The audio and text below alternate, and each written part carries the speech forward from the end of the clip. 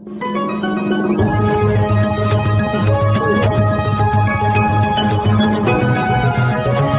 खरात याचं सोलापूर कनेक्शन अखेर उघड झालं आहे। सोलापूर जिल्ह्यातील एका माजी आमदाराने आपल्या गावात पूजेसाठी खरातला आणल्याचे उघड झाले आहे।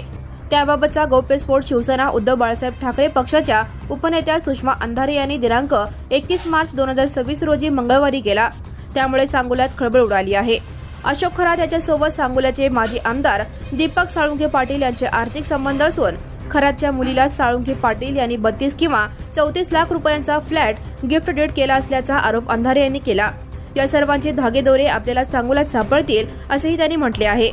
अंधारे म्हणाल्या, अशोक खरात आणि इतर सर्व मंडळी सांगोल्यात पूजेला गेली होती। अनेक ठिकाणाच्या पूजांना रुपाली चाकणकर आणि इतर मंडळी उपस्थित होती। ही सर्व मंडळी खरातचे प्रस्थ वाढवण्यासाठी प्रयत्न करत होते। ईबीडब्ल्यू आणि गृहमंत्री या दोघांना भेटून या सर्वांचे पुरावे द्यायला मी तयार आहे। या संबंधाची कागदपत्रे आणि धागेदोरे सांगोल्याचे साळुंखे पाटील यांच्यापर्यंत जातात। या सर्व लोकांची चौकशी झाली पाहिजे अशी मागणीही अंधारे यांनी केली। आपला अशोक खरातशी काडी मात्र आर्थिक संबंध नाही।